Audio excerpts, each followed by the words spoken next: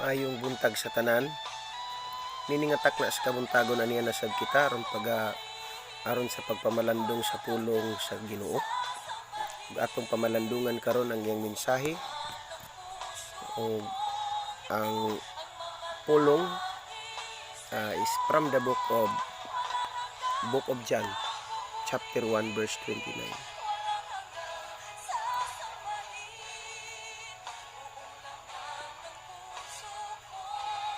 And in this book, nag-ingon ang iyang pulong diri sa John 1:9, no?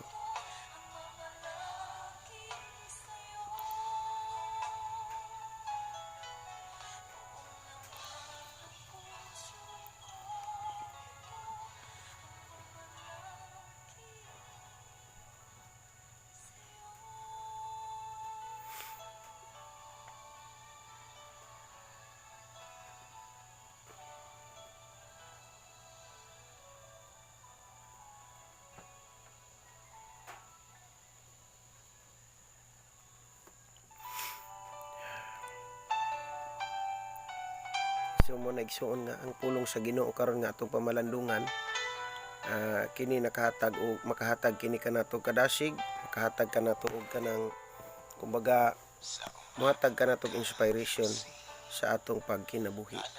So ang pulong sa Ginoo nga atong mautlo, atong makita din sa book of John John chapter 1 verse 29. Atong basahon.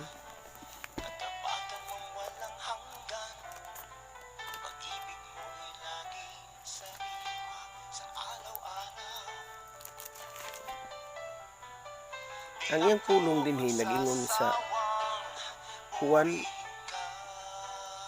1:29.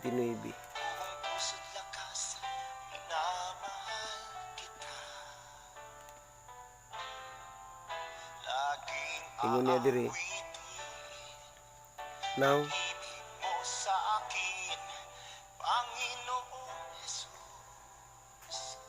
the next day John saw Jesus coming toward him and said, "Behold the Lamb of God who takes away of the sin of the world."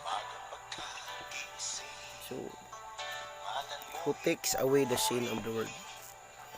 So, unsa man, what is the purpose? Who is the author of this message? Who is the author of this message?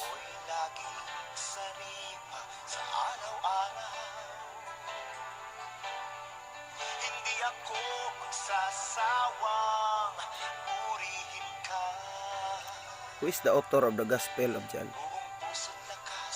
John is the only one of the four not considered among the synoptic gospel, thus presenting a common view. Although the gospel is ostensibly written by Saint John the Apostle, the beloved disciple of Jesus, there has been considerable discussion of the actual identity of the author. Okay. Who actually wrote the four Gospels? These books are called Matthew, Mark, Luke, and John because they were traditionally thought to have been written by Matthew, a disciple who was a tax collector, John, the beloved disciples mentioned in the fourth Gospel, Mark, the secretary of the disciple, Peter and Luke, the traveling companion of Paul. Okay.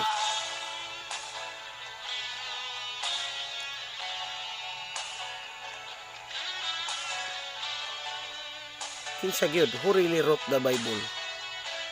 According to both Jewish and Christian dogma, the books of Genesis, Exodus, Leviticus, Numbers, and Deuteronomy, the first 5 books of the Bible, and the entirety of the Torah were all written by Moses in about 1300 BC. There are a few issues with this, however, such as the lack of evidence that Moses ever existed.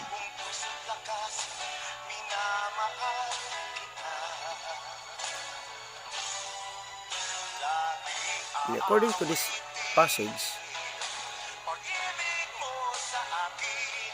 according to this passage,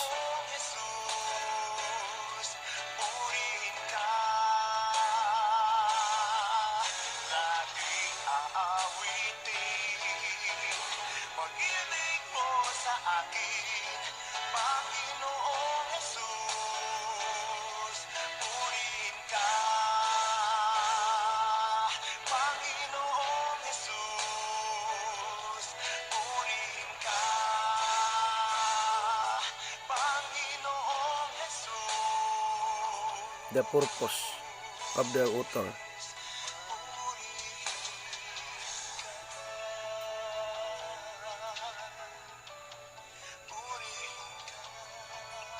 The purpose of this message. What is the purpose of this message?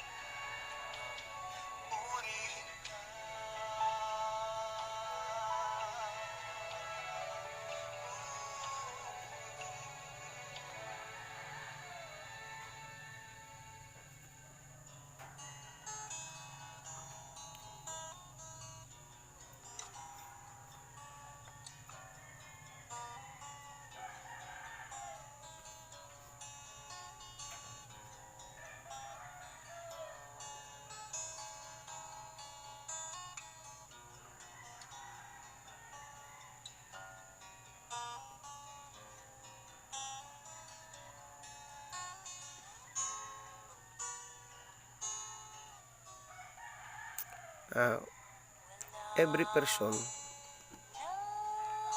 naghatag kini og kining kuan sa matag tao nini sa kalibutan na ang purpose, ang main message of the Gospel of John, for John, major themes include eternal life, witness life, Messiah, Jerusalem, Jewish identity itself, and signs. Interestingly, there are 0 parable in the Gospel of John. In this message, in this passage,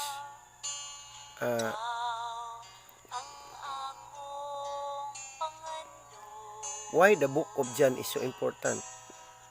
Question. Generally speaking, the synoptic tells us that Jesus said and did. John tells us who Jesus is, the synoptic focus on the signs and sayings of Christ.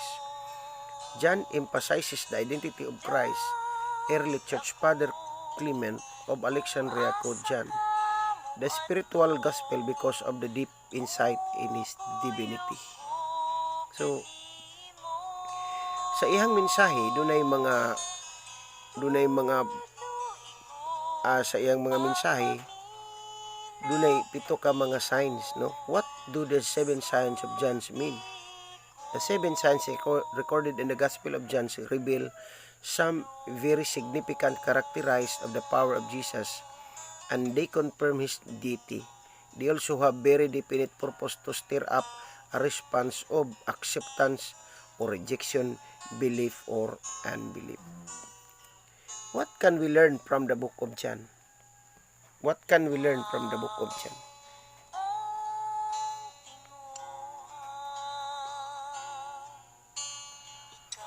I shared 8 case lessons from the gospel and are my notes. No, lesson 1, the word life. And lesson 2, who are you? Come and see. Lesson 3, lesson 4, born again. So this tackle means our explanation about the word. This morning, we are tackled about the word and life. Before that, mag-pray sa ta. Good morning diha kang ging salisi. Good morning di mo diha bugs. Maayong buntag. So mag-pray sa ta. Our precious and heavenly Father, we are so thankful, Lord, for this morning. Thank you so much of the balance of the day, balance of the night. Thank you so much this morning, Lord. Thank you for the life bestowed upon us, and thank you so much, Lord, for this blessing, the morning blessing, and thank you, Lord, for the word that you uttered to us, Lord, and give us nourished wisdom, knowledge, Lord, from upon you. And anoint your message, Lord, through your messenger this morning. So, Lord, we commit all these things in prayer in Jesus' name. Amen. So maing buntag day sa tanan. Samtang kita magasukod ni ining maong buluhaton diya sa pag pamalandong pulong sa Ginoo, ang Dios magauban ka natong tanan. So praise God, no? Unsa may katuyuan sa Ginoo, sa iyang unsa man ang iyang main message, no? This was the light that coming into the world enlightens every person. What is the meaning, you know? According to the book of John 1:9,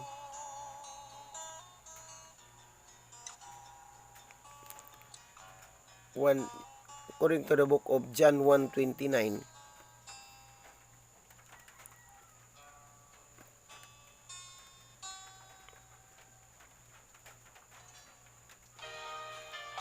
John 1:29, atong usbon og basa, nag-ingon siya diha, the next day John saw Jesus coming toward him and said, Behold the Lamb of God who takes away the sin of the world.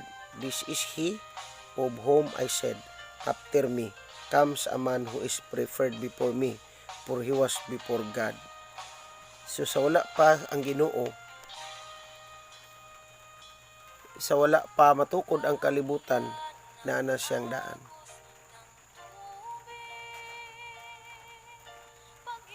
The author of this book,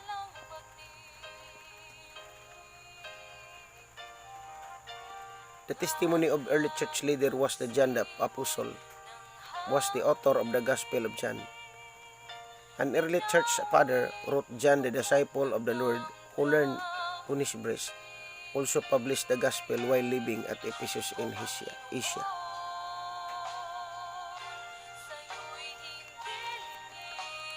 The author of this Gospel is John alone.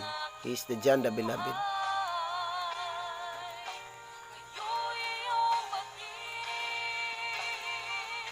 Did John the disciple write the book of John? No.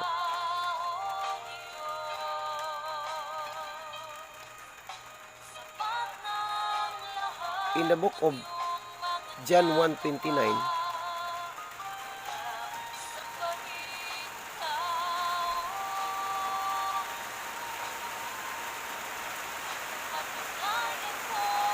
the book of John chapter 1 verse 29, the witness of John the Baptist is crucial to the beginning of Jesus' ministry. John's witness begin with a reference to John's testimony. Greek martyria means the testimony or witness. The priests and Levites who had been sent from Jerusalem to ask, Who are you? John made it clear to them that he was not the Messiah, but was sent to make straight the way of the Lord. According to the book of 1:23.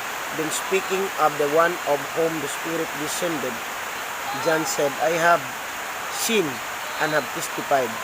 In the Greek word, mimartorika means to testify or witness, that is the Son of God.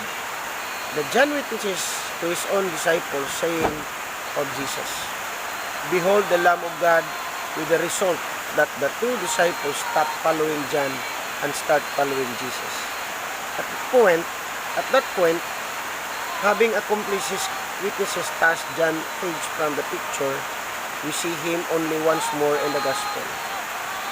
When his disciples asked him about Jesus, who has become quite popular, John tells them he must increase but I must decrease. Ang iyahang kulong dinhi na iyang gi-emphasize sa atoa nga ang tao kinahanglan diay nga kanang gitawag og we must decrease.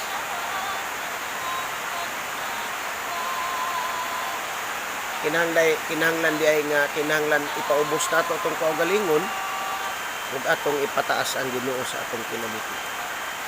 So ang iyang mensahe nagpahibalo ka nato nga kanang giingon diha nga kanang the next day John, no? Si John nakakita sa kang Jesus nga niabot. diha sa iyaha og nag-ingon siya, pagbantay, no? Behold, kanang mag-andam tungod kay ang karniro sa Dios nga mo pasaylo sa tanang mga sala. Ug siya nag-ingon nga atubangan sa Ginoo, human nako, no? Diha sa iyaha, after me comes a man who is prepared before me, for he was before me. So, sa wala pa si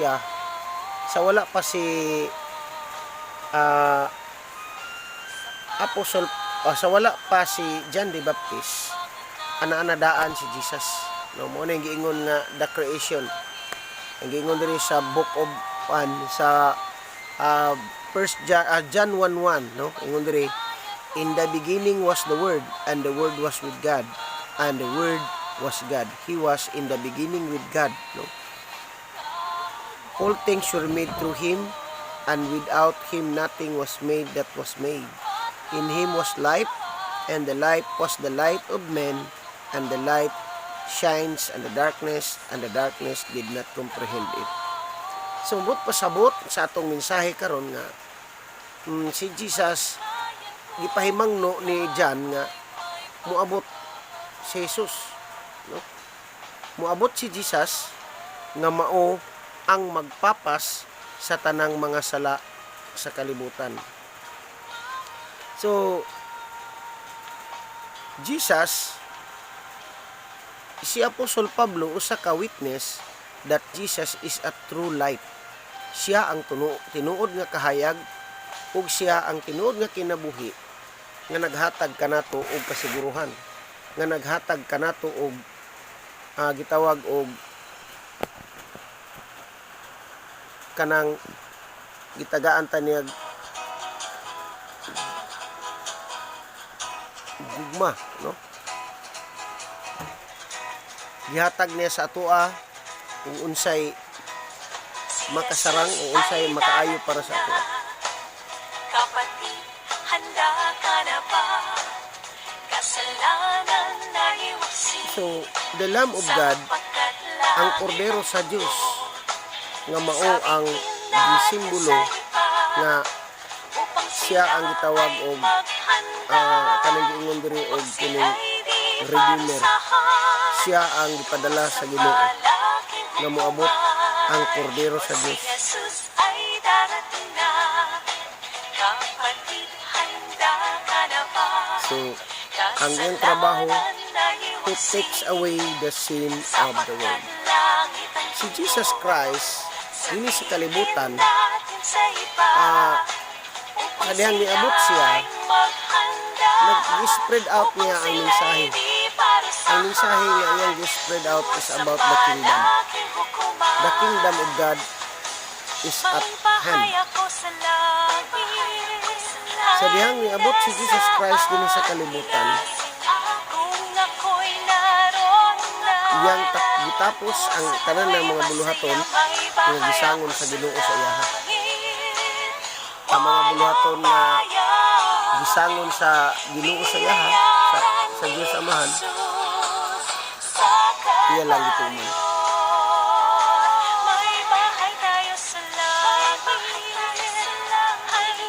Ang paghatag ni Jesus og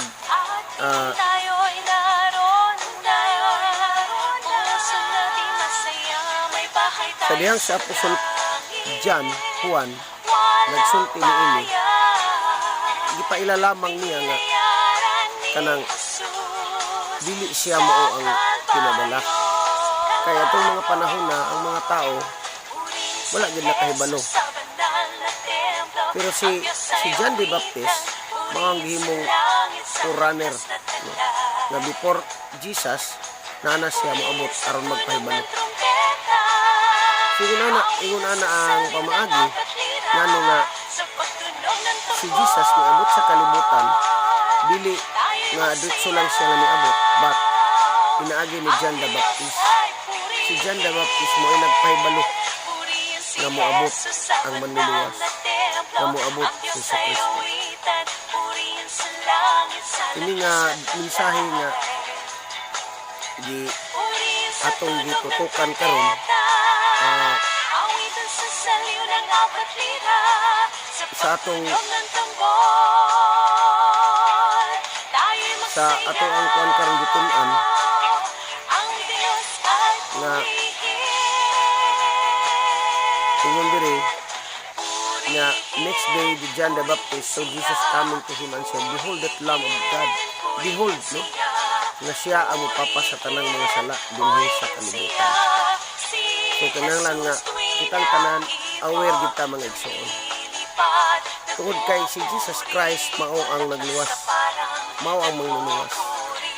So kinahanglan aware ta sa atong kinabuhi nga kanunay tang mosunod sa patakaran or mosunod ta sa balaod. Mosunod kita sa gisulti sa Biblia. Kanang gitawag diyag behold. Kumbaga dunay mga pahimangno nga kanunay tang magbantay. Kanunay tang magbantay sa atong kaugalingon sa tanang lihok nato. Sa tanan natong pagabuhaton nga si God gayud maoy atong mapahimutan. Atong mahimaya.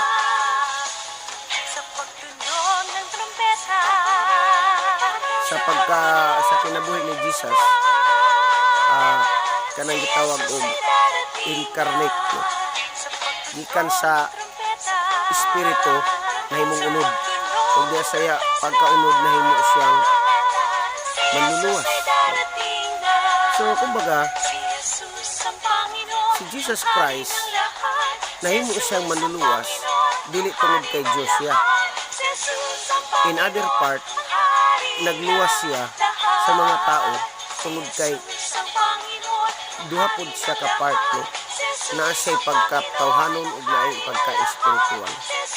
So si Jesus Christ mo'y nahimong substitute, the Lamb of God. No kung mismo tag lamb, kanang lamb, kanang kordero, usa ka nating karnero nga kanang bag-ong na tao, na kanang walay mansa, puti kaay na siya. Una, the Lamb of God, si Jesus Christ. So kung sa atong pagkinabuhi, ang importante lang nga mo believe, no? You must believe Jesus is our take away the sin of this world. Si Jesus Christ mao gayud ang nagapapa sa tanang mga kasalanan. So usa may buhaton, behold, magbantay ta. Kinahanglan tang kanunay nga kining pulong behold, tanawa, no? Saksihin ninyo muabot ang kordero sa Dios aron sa pagpapas sa tanang mga sala dinhi sa kalibutan. Ang pagpapas sa sala dili lang dinhi sa Pilipinas kundi sa tibuok kalibutan. Dili lang sa mga Hudiyo kundi sa mga Hintil usab. So dinhi sa ato ang kuan dinhi sa kalibutan duha ka klaseng tao nga giluwas sa Ginoo nga mga klase. Kaning Hudiyo mo nang naa sa Jerusalem o kita usab ng mga Hintil. Ang mga Hintil sa unang panahon walay labot sa kaluwasan. Ang mga Hudiyo lang gyud. Pero sa dihang gipadala ni sa Ginoo si Jesus ang tanan naluwas. Ang kaluwasan nga gitanyag kanato nga naghatag kanato og kanang kasiguruhan mao si Jesus Christ. Nay mga uban nagtestimony nga ang mga Hudiyo sa dito sa Israel kung imong sultihan og kinsa si Jesus moingon ra daw nga I don't need your Jesus.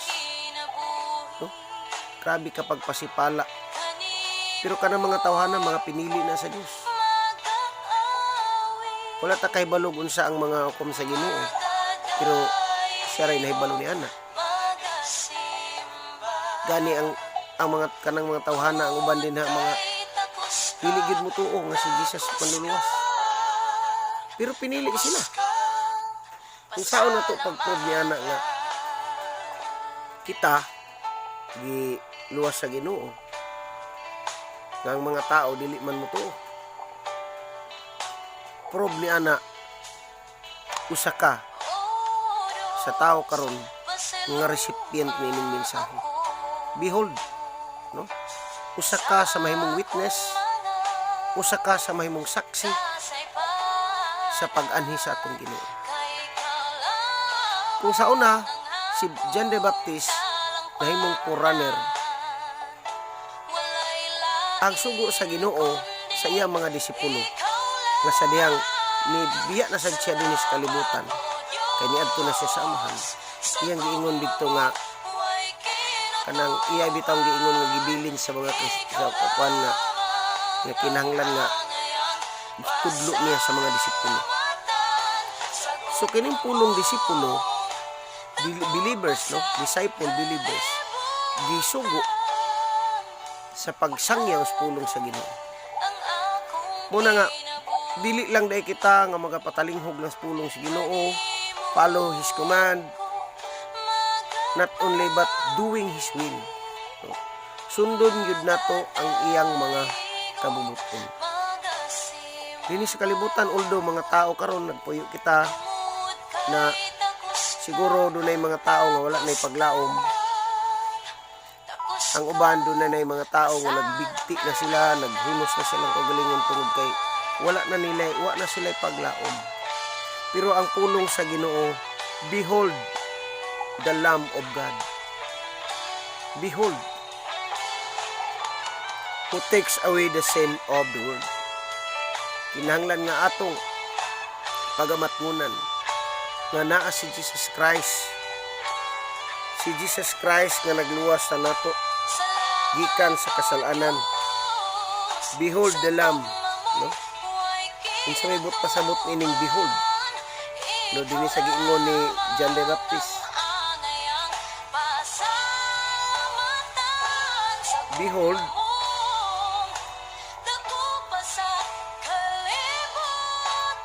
means, what do you mean by behold?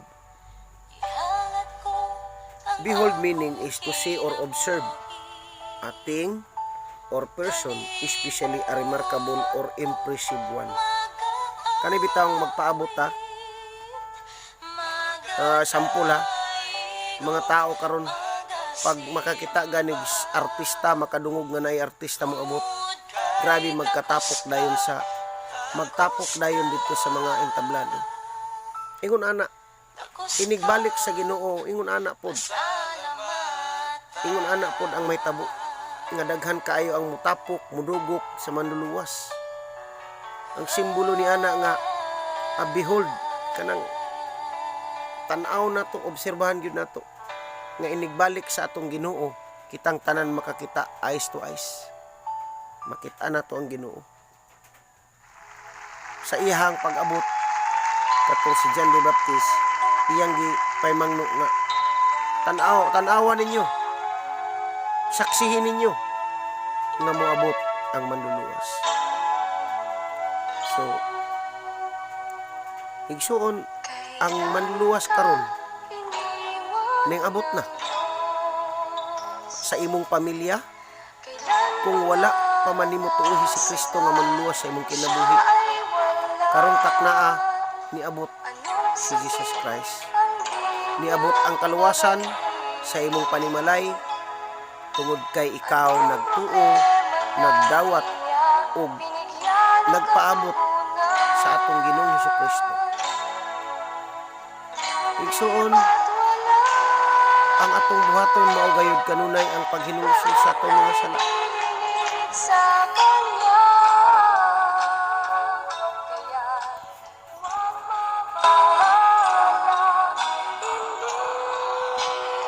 Kanunay kitang mapaduol sa Ginoo. Kung ikaw wala pa man makadawat kang Kristo nga imong personal nga manluluwas sa imong kinabuhi. So this morning, this is a chance nga dawaton nimo siya nga imong manluluwas sa imong kinabuhi. Kung asa man ka karon, nagtrabaho man ka karon sa abroad, sa Dubai, Nagtrabaho man ka sa Abu Dhabi, Saudi Arabia, sa Kuwait, Japan, California, Canada, Hong Kong, Singapore, Taiwan, sa asa man kakaron nga mga Pilipino. Ako nga nagapahimangno, ako nga naghangyo, ako nga nagsulti kaninyo, nga pinaagi lamang kang Kristo Jesus kita makabaton sa tinuod nga kalangasan.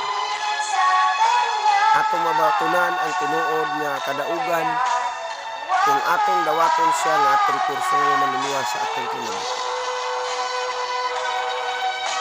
Ato siyang dawaton kung ato siyang i-welcome sa atong panimalay, i-welcome nato sa atong pamilya nga si Jesus Christ is the head of our family. Kung si Jesus mao ang head sa atong family, ang may tabo nga kita malipayon kita. No? Magmalipayon kita tungod kay ang atong manluluwas iabot na. Musa may giingon sa 1 John 1:9, no? Kini nga address din dili lang ni sa mga kuan kun dili gi-address ni sa mga believers. Kani mga believers ba na ingon diri nga sa 1 John 1:9 considered nato nga kining mensahe para ni sa mga believers. So actually, ang tao dili man gud pwede siyang makadawat sa kaluwasan kung dili siya mutuo. So as of now, you are already a believers in Christ. So kay believers man ka, so ang iyang saa din sa 1 John 1:9 kay ingon man dito, it takes away the sin of this world. So unsa may giingon niya? Kay siya man ang mo take away the sin of this world. So naapod tay counterparts nga buhaton. No? Buhaton dito. Siya man ang nagpapas sa tanang sala sa kalibutan. Dili man na siya mapapas kung wala pug kay gihimong counterparts. Unsa may buhaton nato? Isip nga mga magtutuo. Isip nga nagtuo. Ingon diri if we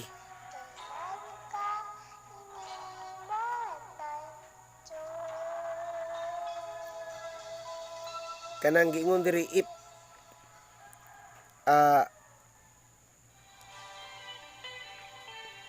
1 John 1:9, no?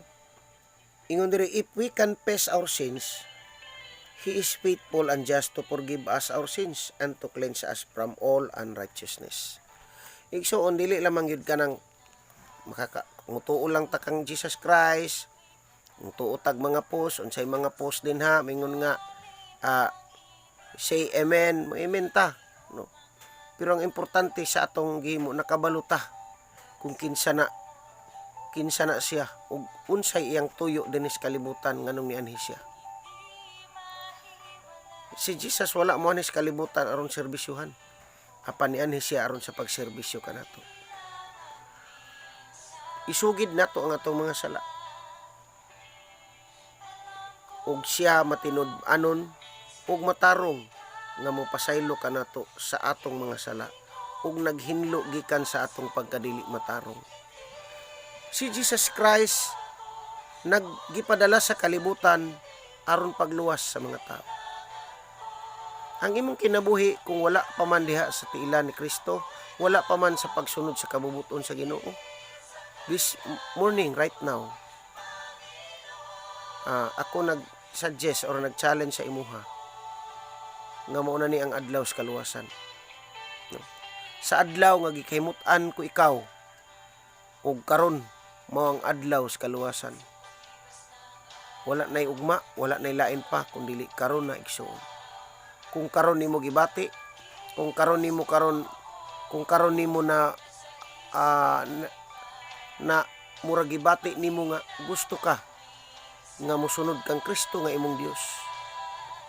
Dawata siya nga imong personal manluwas sa imong kinabuhi.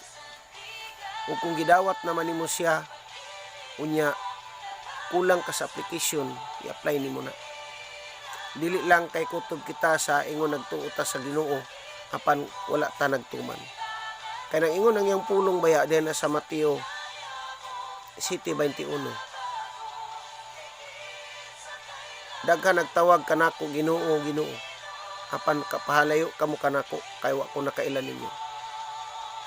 Ang inyong mga dila naglitok og mga pulong Ginoo apan ang inyong kasing-kasing layo ra kanako. No? Kinahanglan gyud nga ang atong mga kinabuhi we have a close intimacy with God. Makig-intimate ka sa Ginoo, mo dikit ka sa Ginoo, kay mao man na ang plano sa Ginoo sa atong kinabuhi. Muna'y gusto sa Ginoo nga kana bitaw kanang more knowledge on God's word ta. Daghang mga tao karon wala nay mga knowledge sa pulong sa Ginoo kay ang ilang mga knowledge nasa social media ug ang pulong sa Ginoo makalimtan na. So brothers and sisters in the Lord, ako nagpahimangno, naghangyo nga atong papuy-on si Jesus Christ sa atong mga kasing-kasing. Isugid nato sa Ginoo ang atong mga sala. Mangay tagpasaylo sa iya. Ay mao man na iyang isaad nga andam siyang mapasaylo kanato sa atong mga kalapasan ug mga kapatyasan. Igsuon ang akong challenge sa imuha. Nga niining taknaas kabuntagon, sugdi sa kabuntagon diya sa pagdawat kang Kristo pagsunod sa iyang mga plano sa imong kinabuhi.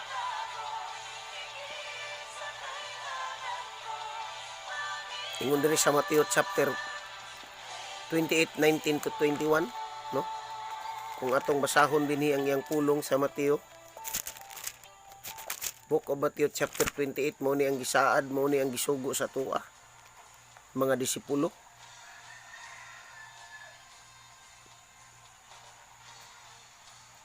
Unsay giingon niya?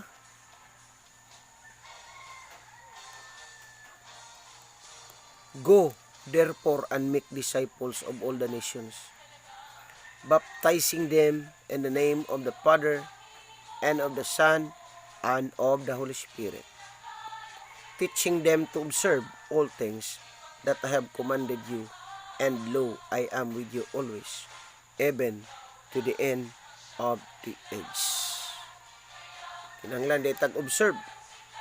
Observe kita sa tanang butang, sa tanang gisugo sa Ginoo sa atoa, og ang saad niya, and lo, I am with you always, even to the end of the age.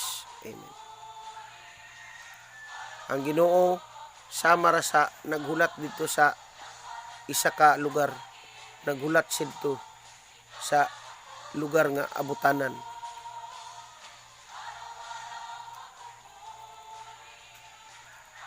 Naara siya naghulat nato.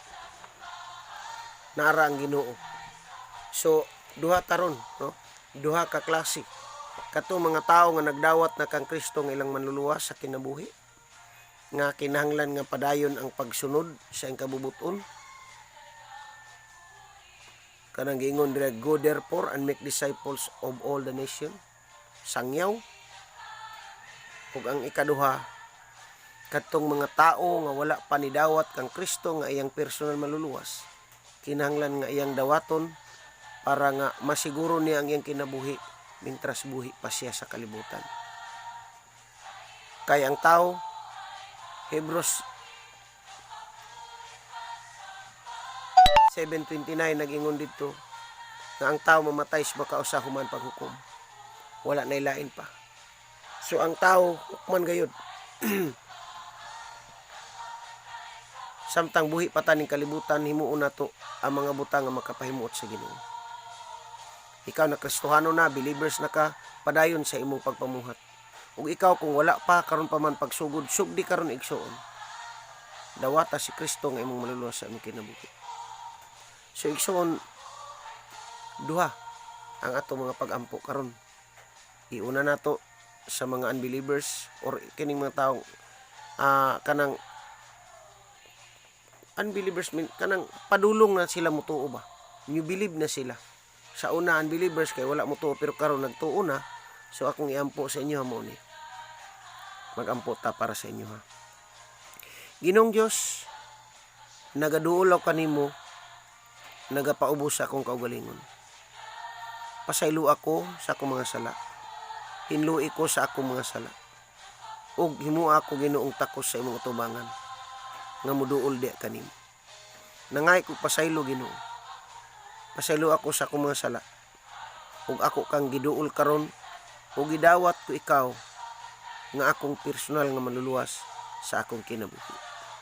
Ug diha lamang kanimo ako magasunod. Ug akong gitugyan ang akong kinabuhi diha kanimo. Ug Lord, ikaw ang magdumala sa akong kasing-kasing. Kung nining taknaw sab Ginoo, nagampo usab ako sa mga Kristohanon, mga believers nga wala pa kasugod ni ining maong buluhaton, the Great Commission.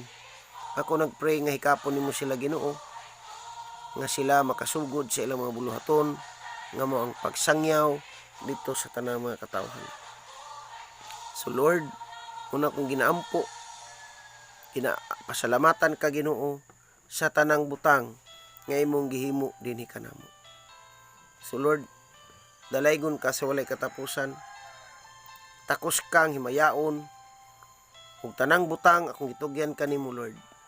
Salamat sa imong katuyuan ngano nga ikaw ni anis kalibutan aron sa pagluwas sa tanang mga katawhan. Salamat sa imong mga pulong Ginoo. Ang author, ang iyang paywatig sa author nga iyang ipahibalo nga dili siya mao ang worthy kundili si Jesus Christ. Bisag unsa tong himuon ni gisuon, dili gyapon kita mo itakos sa ini kundili ang Ginoo mo'y nagbuot. No? We are the laborers of His ministry. Kanang magbubuhat lang ta sa iyang buluhaton. Kanang laborers lang ta sa buluhaton sa Ginoo. Although ang buluhaton sa Ginoo, the ministry of God is to save people. And we are the laborers to share the people to be saved. So, ato pong i-emphasize nga kanunay ang ato ang ginabuhi nga kanang behold, no? Observe kanunay. Dili lang kay kanang nagpamati lang ta unsay maayo. Kinahanglan nga atong obserbahan unsay pinakamaayo nga butang nga himuon nato sa espirituhanon. Kinahanglan ta og mga pag-ampo. Not repeated prayer. Pag-ampo nga kanang direct to God. Kung mag-ampo ka, pwede ka mutago sa imong kwarto, mo-ampo ka. Kanang pag-ampo gid nga kanang gikan sa imong kasing-kasing. Dili gikan sa mga tamdanan nga gisunod nimo kundi gikan sa imong kasing-kasing. Dili maghimo ka ra dihag mga footnotes, maghimo ka og mga guidelines nga mo imong sundon. Kinahanglan ka ng from the bottom of your heart. I-express nimo nga tos Ginoo ang tanan. Aron ang Ginoo mapadaygan nimo sa imong mga problema o sa imong kinabuhi kung unsa man ang gikinahanglang himuon sa Ginoo sa imong kinabuhi ihatag sa Ginoo ang imong kinabuhi. So dinhi na lang kutob igsuon, daghang salamat sa mga viewers, salamat sa mga listeners, ug ang Dios magapanalangin ka natong tanan. Bisan ining taknaa sa kabuntagon, ako nagpukaw kaninyo, dili pagpukaw sa pagdisturbo, apan pagpukaw kaninyo nga kung kita nahay katulog na sa atong kinabuhi, isip mga magbubuhat, isip nga mga alagad sa Ginoo. This is the time to worship, and this is the time to share the gospel to others. No? So nining takna, salamat sa kamaayos Ginoo sa atong kinabuhi. Ginoo, salamat sa imong mga pulong nga among nadungog karon Ginoo. Salamat ining kabuntagon nga makamata kami Ginoo nga una namong mabati ang imong pulong. Salamat Lord sa mga blessing. Salamat sa imong gugma. Salamat sa imong pagkamaayo. Salamat Lord sa tanan nimo Ginoong mga kuan. Ako nagampo Lord nga ikaw bless nining imong pulong ug ang imong pulong makahatag influence Ginoo sa imong katawan. Salamat Lord, ako nagampo kanimo Lord nga ikaw mag-uban ka namo bisan sa imong pulong. Ubani ang tanang katawhan nga karon nagasunod sa imong kabubuton ug katong nagdawat kanimo nga ilang persa maluluwas, ikaw Lord magatipig sa ilang mga kinabuhi kasing-kasing. At imanang ilang kinabuhi Lord sa ilang pamilya na silang tanan makabaton sa maong gitanyag nimo nga kaluwasan.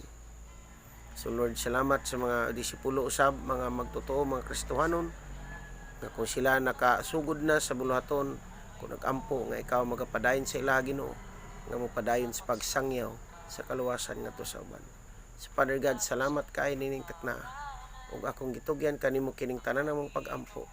Diya lang sa ngalan ni Jesus nga ang bugtong maluluwas. Amen. Mayong gabi o God bless us all.